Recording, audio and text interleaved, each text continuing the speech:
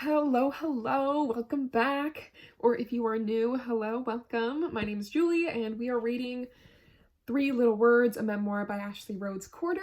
If you are new, go back and catch up on this one because we are pretty much near the end. So you will be shocked by all of the details that are coming here without getting the beginning part of the story. So go back and catch up on that. Also, if you're liking it, give me a thumb, comment how you're liking it, what parts are intriguing to you, what have you. And make sure you subscribe so that you get the last two sections here. I am heading out of town soon, so I'm gonna try to finish her up before that, and I also am running out of storage. So we're not gonna waste any more time talking here. We're just gonna jump right in. We're on page 259. If you are following along in this here copy, we're in the middle of chapter 12, and there is a page break right there. All right, page 259, middle of chapter 12. After the incident with Brooke, I felt as though I had broken through a wall, one I had carefully constructed over many years. I still had to navigate the fallen bricks so I would not trip up again. I know the Quarters were angry and distrustful of me for much longer than they had let me know, but they did not punish me for what I had done. For the first time, I let myself appreciate Gay's generosity. She was always trying to please me, sometimes too hard, but her intentions were kind, and only someone who loved me would have tolerated how mean I had been to her in both little and large ways. Once Phil recovered from his initial outrage, he was the same as ever, gentle, understanding, and always offering to help me with homework, drive me somewhere, make me a snack, or play a game of pool or basketball. I finally noticed that they were always there, waking me up, tucking me in, ready to listen, checking whether I needed anything. I was harder on myself than they were, and I resolved to prove their faith was justified. Before, I had held something back so when they discarded me, I would not be so wounded. But with my parents by my side, who had proven their love for me, I felt safe enough to allow sunlight to sweep the shadows from my life. So many wonderful events were unfolding that I believed that I had been given a second chance. One of my first opportunities was being asked to give the keynote speech for the National Court-appointed Special Advocates Association, the CEO of which I had met at the White House. Gay helped me write the speech and explained everything Mary Miller had done for me as my guardian ad litem, and Phil edited a video clip that illustrated my journey through foster care. I loved drama and giving speeches at school, but I was worried about speaking before a huge crowd. One of Gay's friends, Lou Heckler, is a professional motivational speaker. She arranged for him to be my speech coach. When the time came, I stood behind the lectern, gazing across more than 1,000 pairs of eyes that were intent on me. But I was confident, at least at the beginning, because I had memorized my speech down to the pauses and emphasis that Mr. Heckler had suggested. I like to think that my story has 3 parts. I began. First is the time when I felt like I was lost in the system. Second is when my CASA, Mary Miller, came into my life. And the third is when she helped find a family for me. When I started to describe the horrors at the Moss home, my urge was to rush and get the address over with more quickly, but Mr. Heckler's voice in my head was like a conductor keeping the beat. But the worst moments were the really cruel punishments. Pause. Like having to run laps in the hot sun. Pause. Crouching in awkward positions. Pause. Being hit with a spoon until my bottom was raw. Pause. And even food was withheld. I took a long breath. Luckily, I was the kind of kid who knew how to stay out of trouble, so I learned to avoid the worst of the punishments. Unfortunately, my brother had much worse things done to him. Pause. Like having his head dunked in the bathtub until he nearly drowned and having hot sauce poured down his throat. The audience gasped in unison, then groaned when I told them how Violet Chavez had let me go back for the weekend. They applauded when they heard how Mary Miller rescued Luke after he was sent to the Mosses a second time, and they cheered when I announced that the Mosses had been arrested. Then I drove home the point about the difference Mary Miller had made in my life. Even though I had not appreciated her when I was younger, I'd like to say that my guardian and I became friends. But by then, I was used to caseworkers who came and went, all sorts of therapists, counselors, and people with different titles who said they would do things but never did. I held up my hand and counted on my fingers. By the time I met Mary Miller, I'd already had 8 foster mothers, a biological mother, my grandfather's girlfriend, not to mention shifts of counselors in the shelter, and though Mary was nice enough, I didn't expect her to make a difference. I took a long pause. Why should I? Nobody else ever had. I want to make certain that no other child has to endure one more day with those sadistic people. I now have a lawyer who is helping put together a class action lawsuit on behalf of all the children who suffered in that home. Maybe you can figure out that I saw the movie Erin Brockovich recently. My mother says it is okay for me to have a lawsuit, but I can't wear the sort of suits Julia Roberts did. The unanimous laughter broke the tension. My confidence soared. These people were actually listening to a teenage girl, and they believed me. Hopefully, it would also help them pay attention to the kids they served. I never realized what it would take to be found, but I'm certainly glad Mary Miller did, I said in my conclusion. Volunteers like you make a huge difference, and I want to thank you on behalf of the thousands of children that court-appointed advocates serve every year. Tears welled up in my eyes. Even though she isn't here, I'd like to thank Mary Miller and thank all of you. Please don't stop until each of your children has a permanent family forever. The audience rose as one long wave and clapped. Afterward, I received dozens of requests to speak all over the country. When I delivered a similar speech to the Florida Guardian ad litem program, Mary Miller was present. At the end, I handed her a bouquet. Both of us cried as we hugged each other, each realizing how much we had overcome together. Back when I was still living at the children's home, Mary Miller had asked me, if you could do anything you wanted, what would that be? I did not mind this question as much as her probing about my feelings. I blurted out, I want to travel all over the world. I remember looking around the confines of the campus, thinking I would be lucky to ever get out of Tampa again. During my first few years with the quarters, we had been all over the country and on a cruise. After Josh graduated from Hampshire College, he and his girlfriend Saffron joined us in Cambridge, England, where the quarters had arranged to exchange homes with a British family the summer before I started high school. Saffron bought me the British edition of the latest Harry Potter book the day it was released. On a whim, I asked Gay, do you know J.K. Rowling? I don't know everyone, she said with a laugh. I bet you could arrange for us to meet her while we're here, I persisted. I don't think so, sweetie. From England, we went to France. On our last evening in Paris, we took a bateau mouche to watch the Millennium Lights on the Eiffel Tower. I went over to the bench where Phil and Gay sat holding hands, and I snuggled between them. Do you realize that 3 summers ago, the most exciting moment of my life was welcoming guests to the children's home? I grabbed Gay's left hand and Phil's right and held them in my lap. My parents, I sighed theatrically, in Paris. One day soon after the trip, Gay came across a contest announcement in USA Today. You've got to see this. She waved the paper at me. Look, it's an essay contest about how the Harry Potter books changed your life. Check out the prize. Even though I was intrigued, I pretended not to be. What is it? I said without looking in her direction. Breakfast in New York with J.K. Rowling. Remember I once told you how similar Hogwarts is to the children's home? I began. They have cottages and a house cup like the one we had for the Murphy Awards. And he's also an orphan who was abused by relatives. My excitement mounted. I'll write about that. The next day, I read Gay my first draft. Hey, kiddo, Gay said enthusiastically. You can write. You think so? I knew that was the sort of encouragement any parent would give, so when the day to announce the Harry Potter contest prizes passed, I did not mention it to anyone. I had never thought I would win anyway. The next day, the publisher called to tell me I was one of the 10 winners. A limo met us at the airport. It was so long, it could barely maneuver in the congested streets of Manhattan.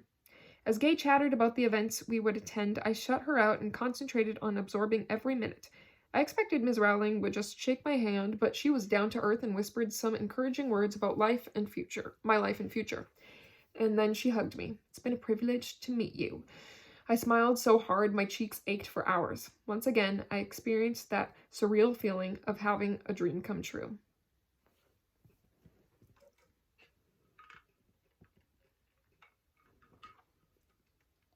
After reading my winning essay, the public relations people for Casey Family Services asked me to be a presenter at their post-adoption services conference and also to address a Senate reception.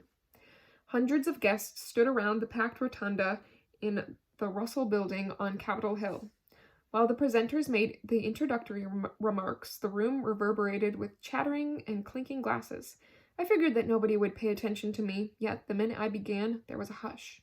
Since many of the guests had legislative power to make reforms, I suggested that they find a foster child who needed a permanent home and to help make it happen in less than 6 months.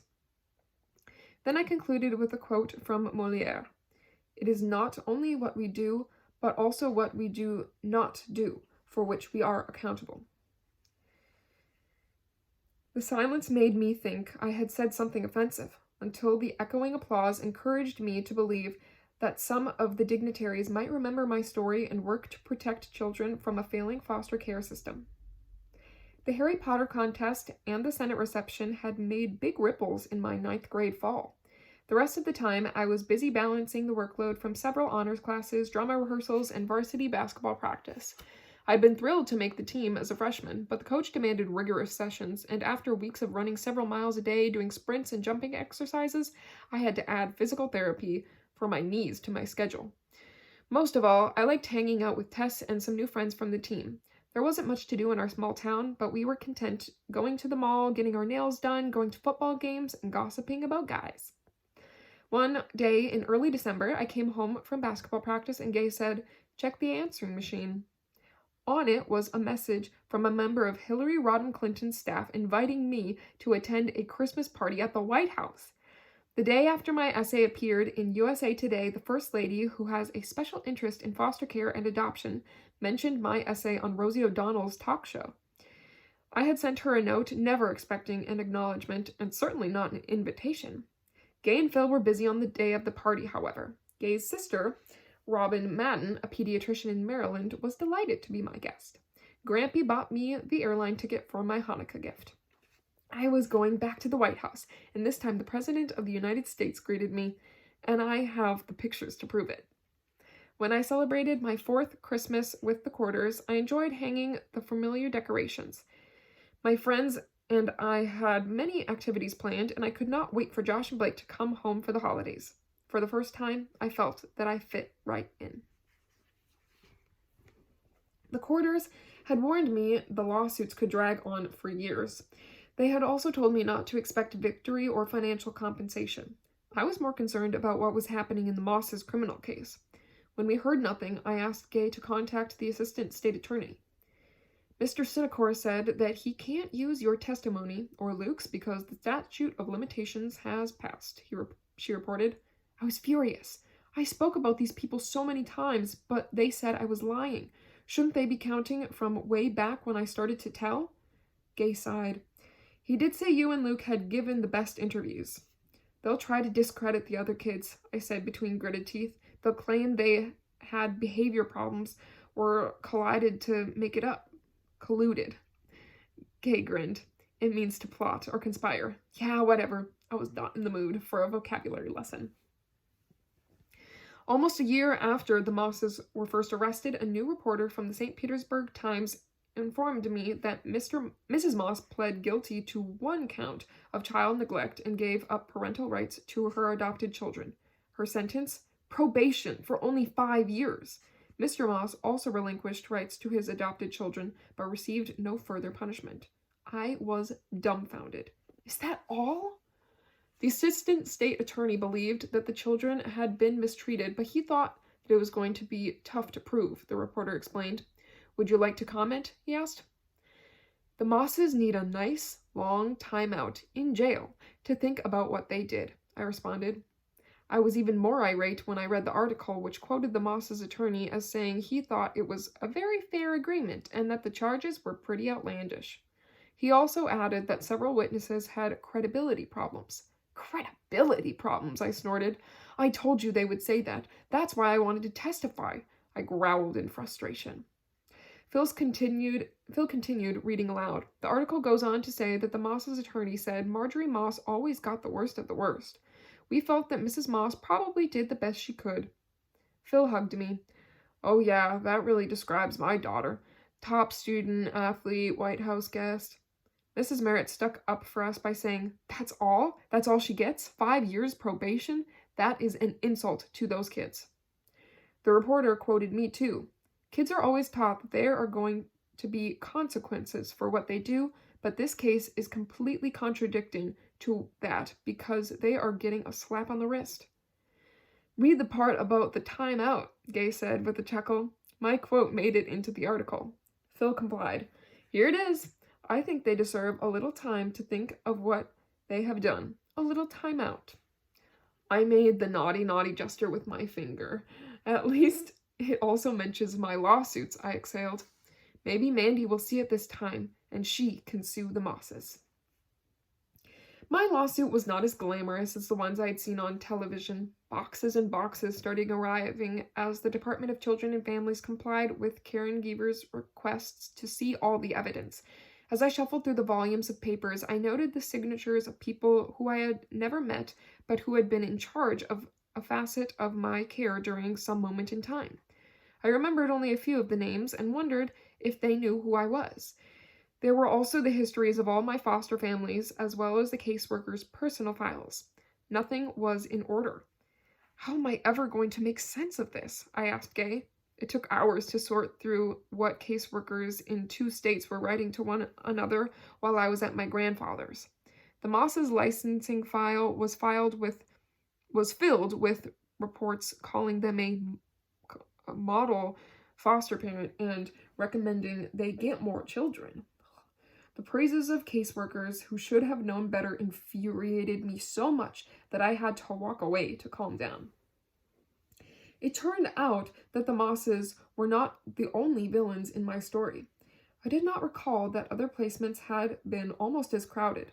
Ms. Geavers told me that foster parents are not supposed to have more than 5 children in a home, including birth children.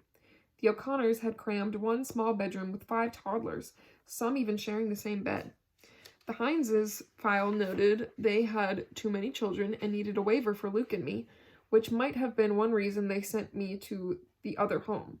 The Ortizes had at least 14 children at one point, when their official capacity was 2. When I returned from South Carolina the first time, I lived in the Pace home, which was packed with at least 10 children, mostly preschoolers. In addition to the legal irregularities, I was also unaware of many other troubling aspects of my care.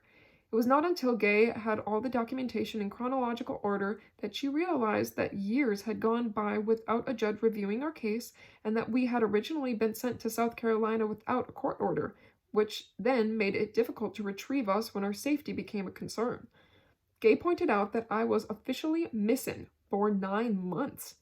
By piecing together scraps of information, including photographs that showed me spending Christmases and Easters in South Carolina looking quite different in size and having different hair lengths, Gay figured out that I was with Adele during the paperwork gap.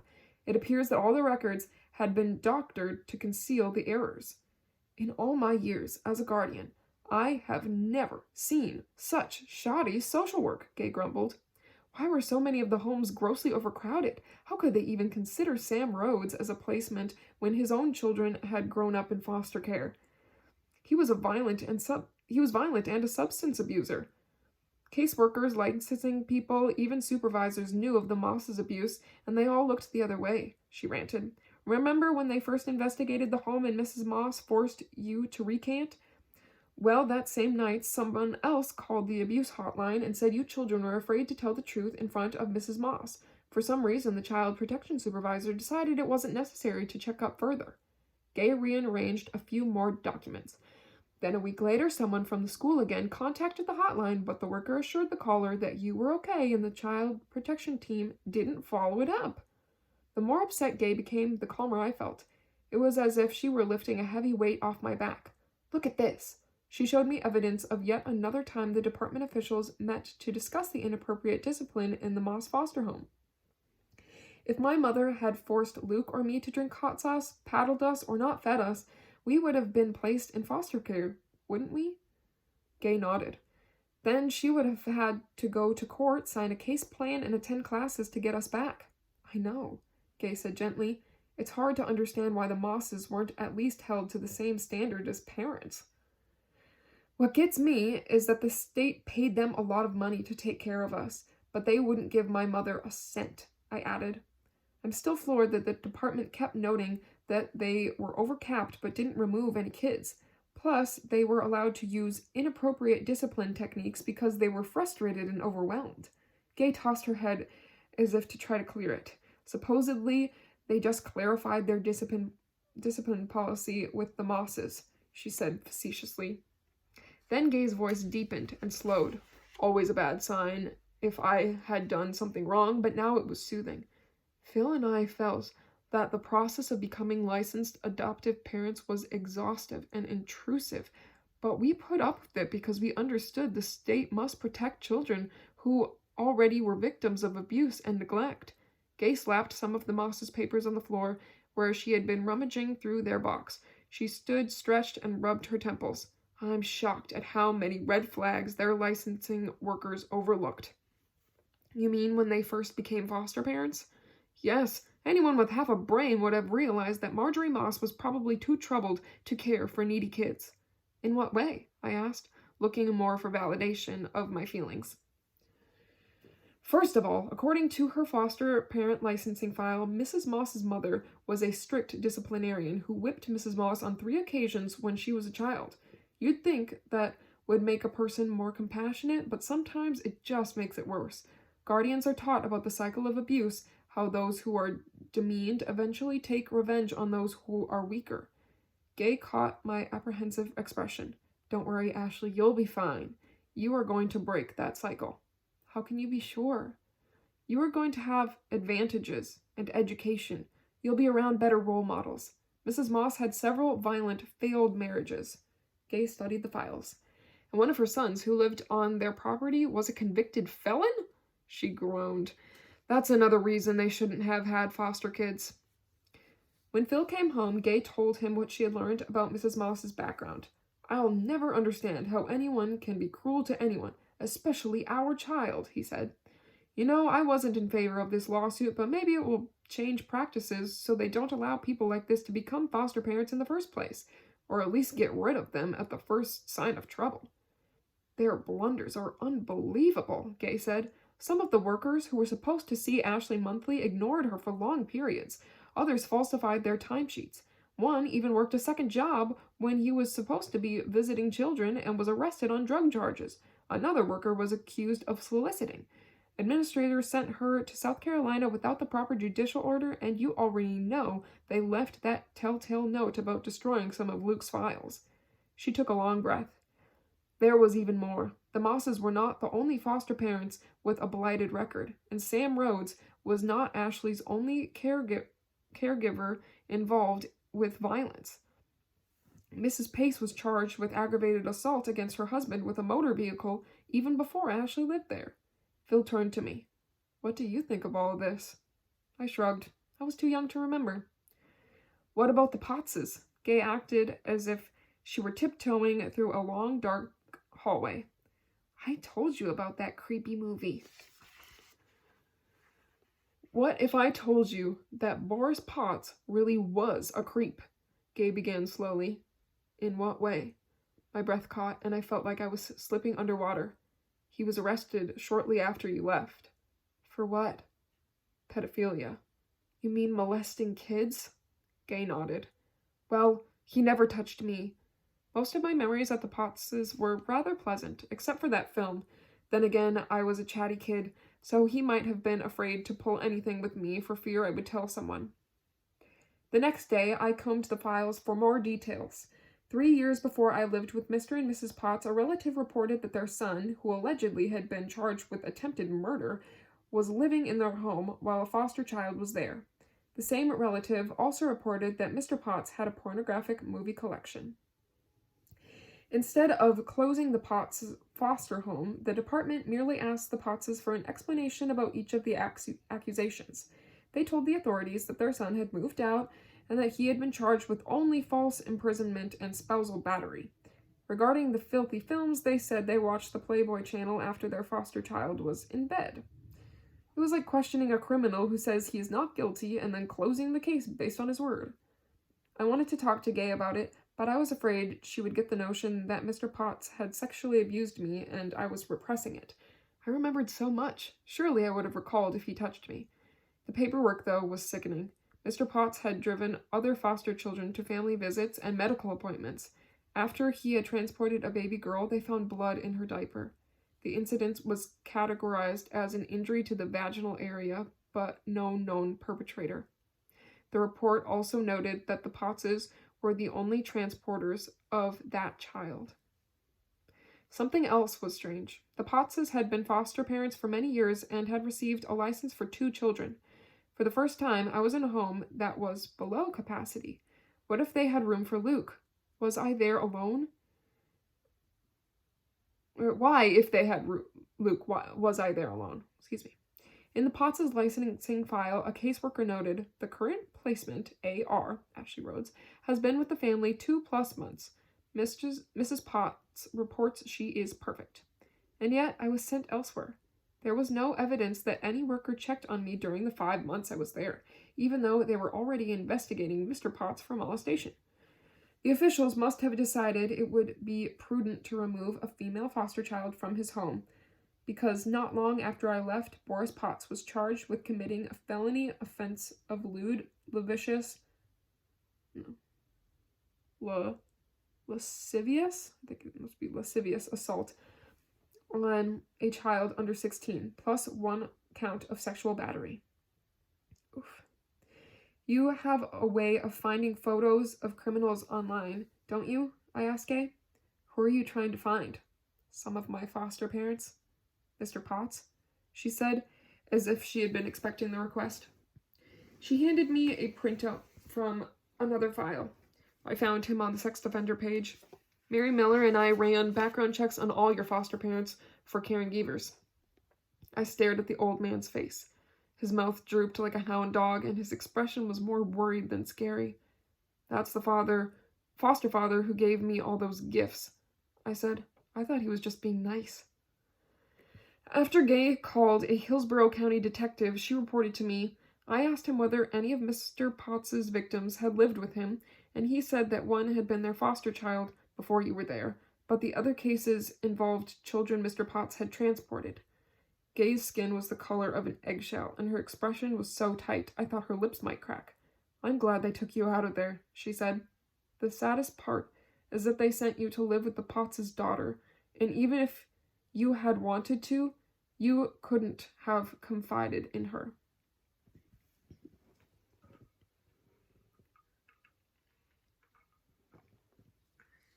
We're on page 276 at the page break. I wanted Karen Gievers to represent Luke, too. Because he was still in foster care, he needed an adult to bring the legal actions on his behalf. Mary Miller, who had now been his guardian ad litem for 6 years, agreed to fill that role. Both Luke and I had separate negligence lawsuits against the Mosses as well as against the state. Ms. Gievers also contemplated filling additional lawsuits in federal court under the civil rights statutes because the caseworkers in question were not merely stressed or poorly trained. Many were sloppy. A few were downright incompetent, and others may have willfully neglected their duties. Mary Miller pointed out that since the Mosses, Mr. Potts, Sam Rhodes, and Ms. Pace all had criminal charges brought against them before or shortly after they cared for us, almost half of our foster parents had been people of questionable character. Ms. Gievers, Gay, and Mary wanted someone to take responsibility for this. After all, someone had selected these families to care for us, with the understanding that they were accountable for the kind of care we received. Ms. Gievers developed a list of the individuals most responsible and filed a federal civil rights suit against them. It asked for relief due to the defendant's reckless disregard and deliberate indifference to and violations of plaintiffs' constitutionally protected due process rights to be safe and free from harm and cruel and unusual punishment while in the custody of and control of the Florida foster care system. Wow, that's a mouthful. And I took a law class in college. I hope you got all that. I'm not going back to read all that again. Anyway, we're in the middle of page 277 in the paragraph. The puppeteers who had pulled the strings of my lost childhood became defendants, but the case dragged on for several years, and I admit it was not at the forefront of my thoughts as I enjoyed life in high school. In the meantime, the class action suit, which still included Luke, proceeded until U.S. District Judge Federico A. Moreno decided that the dependency court already protected foster children. The attorneys appealed, but the U.S. Supreme Court declined to consider the case. Gay told me, the ruling says that Florida's laws provide sufficient protection for children in state care.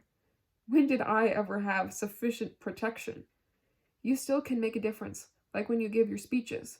Could the courts or someone force me to stop? Not a chance, Phil said with a hearty laugh. He placed his arm around Gay's shoulders. As I looked from him to Gay, I felt a surge of something I could not quite define swell inside me. If I had been the type, I would have hugged them both. I did slide closer to them. I recall being once again struck with the realization that they would be there for me. They had let me pursue my legal rights, even though they initially had doubts about going that route, and they always had a fresh way to solve my problems. There was a time I didn't think I needed anyone. Now I wondered how I could need these people so much.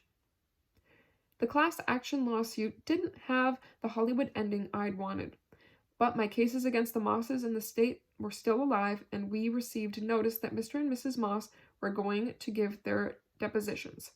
The Quarters said I would not have to be there, but I wanted to hear what they would say, under oath, with me sitting across from them. We drove to Tampa on a cloudy morning in April.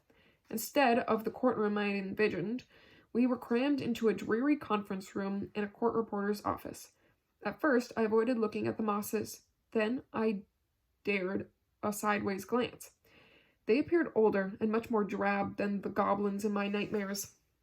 Ms. Geaver interviewed Mr. Moss first. She tried to determine the extent of the Moss's assets.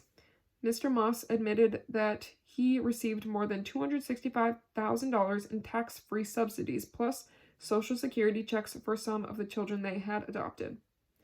When the questions turned to Mandy and her brother, I perked up.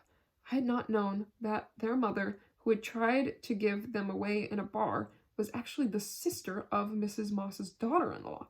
Those poor kids had traded one hell for another, and now they were back in foster care limbo. Mr. Moss admitted whipping 2 of the children he adopted, but not any foster children. I was shocked when he divulged that they currently had joint custody of a 7-year-old boy, even though a condition of Mrs. Moss's probation prohibited her from caring for any more children. When Mr. Moss was asked if he had seen me since I had been removed from their home, he said I had called 3 or 4 times wanting to visit. I gaped in amazement as he declared that he had picked me up from a home in Brandon and had taken me to spend the weekend with them. Seeing my reaction, Ms. Geavers called for a break. How could he say that? I hissed in the hallway. Not only would I never have made such a call, but I never lived anywhere near Brandon. Calm down, my lawyer said, but I'm glad you told me that. After lunch, Mrs. Moss swapped seats with her husband. Until that moment, she had not said a word, but when she began to answer questions, she spoke with the same deceitful voice she had used to con caseworkers. When asked about the squatting, she said that when children stood in the corner for timeouts, they would scratch the drywall. And my solution to that was to face the corner, arms like, well, sometimes they would go down on their knees. However, they'd want to stand there. That's not me making them squat. They're doing whatever, as long as they're facing the corner and they're quiet. They got time to think. That's what the corner's for. She emphatically denied telling an investigator that she sometimes punished with hot sauce or that she had paddled another child. Ms. Geavers asked, "Do you remember putting children into an empty garbage can and beating them while they were in the can?" No. Mrs. Moss's lips turned into a snide grin, an expression that used to precede some of her meltdowns. As a reflex, I bit my cheek. Ms. Geavers checked her notepad and asked, "Do you recall?" Seeing Mrs. Moss's smirk, she asked, "Is there something funny about children being abused?" Ms. Moss tried to cover her blunder. That did not happen. Ms. Gevers looked her straight in the eye. What do you recall about Ashley? She was very, very smart. Miss Moss glanced in my direction, and then her voice became smooth as syrup. I remember her, me and Mandy, going shopping, and they matched up and dressed alike, and we had a good time. You are making that up, I wanted to scream. Instead, I continued to chew my cheek. I was furious that she could still twist everything, but what hurt the most was that she could still make me feel helpless. A wayward teardrop slipped down the side of my nose. Phil handed me his folded handkerchief. Mary Miller caught Gay's eye. Gay followed her gaze, then covered her mouth as if she was going to cough. Mr. Moss had been sitting slightly behind us on our left. We had been concentrating on Mrs. Moss and Miss Gevers. Phil noticed what was happening first, and nudged me to turn and look at Mr. Moss, who grunted. I realized he was snoring. Not only had Mr. Moss fallen asleep, his dentures had slid out of his mouth. Mary and Gay had lost it and were laughing behind cupped hands. The Moss's attorney tapped her client on the shoulder. He startled awake. His wife motioned him to replace his teeth. After that, I listened dispassionately as Mrs. Moss gave a made-for-television version of their lifestyle that included trips to the circus and ice-capades, dinners out on Fridays, and pizza every Wednesday night. She contradicted reports she had given to a deputy about how she punished us, confused the names of children, and made up a story about burning wrapping paper to cover her threats to destroy our Christmas presents. She claimed she read us bedtime stories, wrote us poems, put our baby songs in individual life books. When Miss Gevers asked where these books were, she insisted that she had sent them along with us. What about Ashley's Easy Bake Oven and her dolls? My attorney asked. I don't remember anybody asking me about an Easy Bake Oven or dolls, she said hesitantly. These kids sit around and they go over it and over it and over it. After hours of questioning, her inner shrew finally emerged, and they read it in the paper. Her voice became as shrill as fingernails on a blackboard. Then one kid picks up what the other one said, and it just goes on and on. Ms. Gevers' voice was firm. Let's stop a minute, Mrs. Moss. The kids wanted to do it, and they did. Mrs. Moss continued anyway. The article that has ever appeared in the only article that has ever appeared in the newspaper didn't appear until after you were arrested and criminally charged in 2000, correct? The kids picked up on these reports and the people that come in and ask the same questions. Karen Gevers softened her voice. Did you ever stop to think that the report sounded similar because you kept doing the same things to those children? Mrs. Moss was defiant. But I didn't, and that's why I know how they did this. Miss Gevers shook her head. Do you have any idea of the harm that you caused the children? Mrs. Moss's attorney interrupted. Object to the form. I haven't caused harm because that stuff is not true. I think y'all are causing more harm by playing along and letting them say this stuff and encouraging them. I know that's where your money comes from, but I don't think that is a fair thing to say. Ms. Gevers paused on purpose. And tell us again the total amount of money that you and Mr. Moss got. I have no clue, Mrs. Moss said. More than $250,000, correct? Next, Mrs. Gevers asked about the overcrowded home. With every answer, Mrs. Moss was getting testier until her attorney interjected. We're bordering on harassment.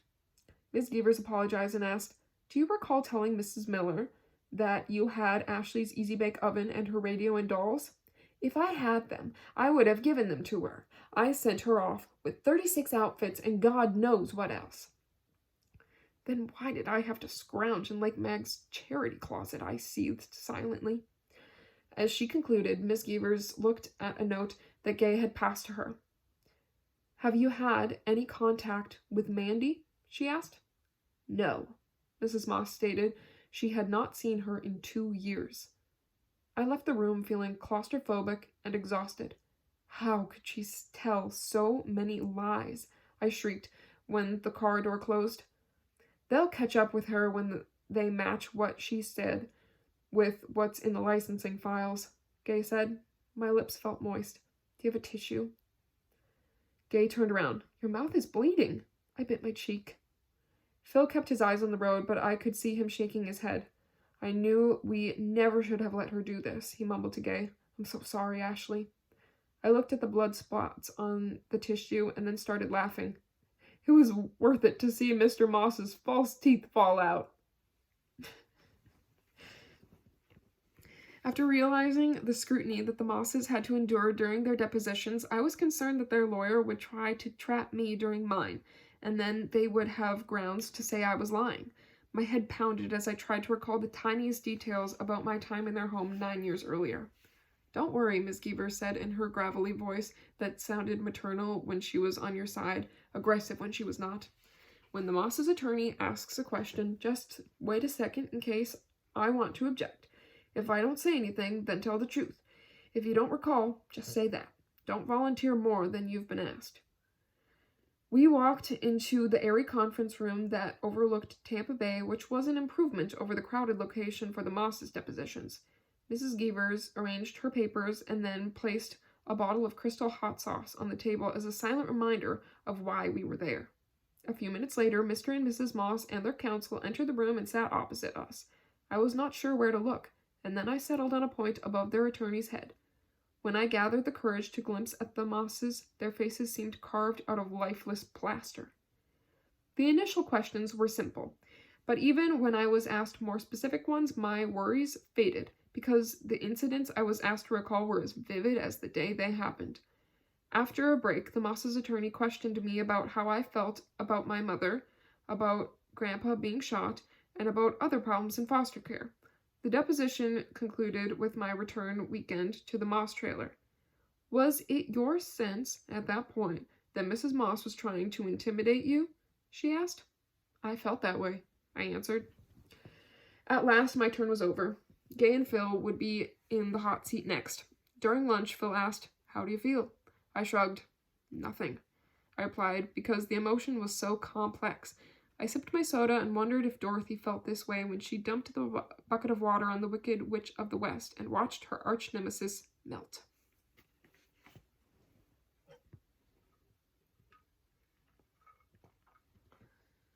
Wow, the time is already getting so long. As the case proceeded to trial, the judge asked both sides to try and reach an agreement through mediation. Karen Geevers explained that at mediation, the parties agree that everything discussed at that time will be confidential. This helps develop a trusting atmosphere because what the people say cannot be rehashed in a trial or harm the other aspects of the case. Mostly, I wanted some acknowledgement that I was right and the Mosses were wrong, that they lied and I told the truth, but I knew that no amount of money was going to repair the damage they had done. One of my attorneys, Gay's cousin Neil Spector, learned that the Mosses had few assets left. He told me that in Florida, creditors cannot take your home, and the Mosses had mortgaged most everything else they owned, probably to pay their bail bonds and legal fees. When the state offered a settlement in the Moss case, Karen Geevers suggested to the courters that they accept it on my behalf and continue mediations in the other two actions, which they did. I did not attend these meetings, which dragged on for both the remaining negligence case against the state and the civil rights case against the caseworkers in federal court. The courters reported everything to me. The initial offers insulted them more than me. I hope we go to trial, I said, because even if I don't win anything, I'd like to be heard. Karen Geevers was still trying to gather testimony from Mandy, Toby, and the rest of the adopted Moss children. After some wrangling, the judge said he would allow Ms. Geevers to write each child a letter, which the department had to deliver by a certain date. All of a sudden, the department's counsel asked us to return for yet another mediation. They sound serious this time, Ms. Geevers said, because if we settle, they won't have to send those letters. Would you mind if we accept the next reasonable offer? Phil asked me. You are asking me to sell out Mandy. We were sisters. At least for a while. We must look out for your best interests, Phil said, but it was never about money for me. At this point, we can't even find Mandy and the others, and even if we do, we don't know if they will want to sue. Gay sighed. Besides, there's no guarantee you would win in a trial, and even if you did, it could get bogged down in appeals, which might result in any judgment being reduced or even a whole new trial. I'd like to know you had something for college, Phil added. Karen Gevers has several kids who won very large verdicts but are virtually homeless because they couldn't collect, Gay said. Like Mandy will be. We can still try to find her, and she could still have her own lawsuit, Phil said. Do what you want, I replied in a huff. Phil and Gay returned from the next mediation and told me that it was over. Over? I stared at them blankly. Just like that? I thought back to all my files in those boxes and what they had revealed to me about just how horribly my case had been handled. It wasn't just about the Mosses, although they had triggered my quest for justice. It was the workers who refused to believe me, being moved without explanation, the separations from Luke, not being allowed to live with Adele again, and thinking about all these things together brought back a familiar feeling. It wasn't about being reunited with my mother anymore, but still I could not suppress an almost overwhelming sense of longing. They could have done so much more for her, for us. I pulled myself back to reality. No lawsuit was going to make my fantasy of a different life with my mother come true. Phil misunderstood my stricken look. I thought you understood that this might happen. How could all our work just fizzle out in one afternoon? They really didn't want to send those letters, Phil said. So I'll never go to court? I fluttered my hands like a bird with a broken wing. Everything ends sometime, and now you have a sure thing, Gay replied. My hands fell to my sides. But we were getting so close to Mandy. Even though I did not feel it immediately, I was relieved that the lawsuits were over and that I did not ever have to face the Mosses or any of the workers again. More and more invitations to give speeches poured in. I accepted as many as I could fit into my school schedule, including keynote addresses at several large conferences for judges, social workers, and foster parents.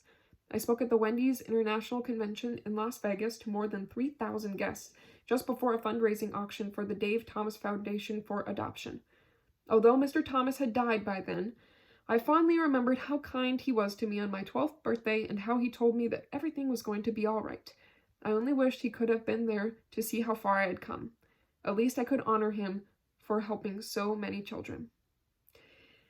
During Christmas vacation of my junior year, Gay was looking for a movie to watch when she discovered the videotape from my adoption day 4.5 years earlier. She popped it in before I could object. When Gay saw me wiping her kiss off my cheek, she said, "Okay, we won't be showing this at family gatherings."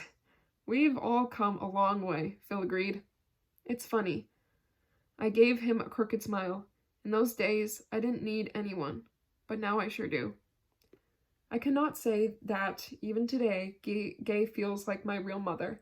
She is different from my biological mom, with whom I have those powerful memories that always acted like magnets, connecting me to her no matter how much time passed or what circumstances intervened. But now, more than love or an unfulfilled longing, I feel pity for my biological mother. Her own mother abandoned her. Nobody helped her, and her life has been hard. Even though she could not take care of me, she did care about me. If my mother had received a fraction of the money the Mosses or any of my foster parents were paid, she could have established herself in Tampa and made a home for us. I expect I will see my mother again in some friendly way, yet I do not have the same desire to be with her. I'm still resentful of Mrs. Moss. The state had paid her to shelter children who were already wounded, and she broke them further, some permanently. In addition, I cannot help but hold a grudge against those in authority who were incompetent, negligent, or looked the other way when the system's foster parents were harming us. So many children in my position have no voice, but I will not be silent. I will continue to speak out about the importance of getting children into permanent homes more quickly. Broken promises crippled me for many years. As the courters kept their pledges to me, my faith in others expanded. Day after day, they were there for me, until one day I not only felt safe, I did not want to leave. Maybe that is one definition of love. And that's the end of chapter 12, and I'm running out of storage here, so we're just going to stop it then and do the rest of it in the last video. All right, see you next time. Bye.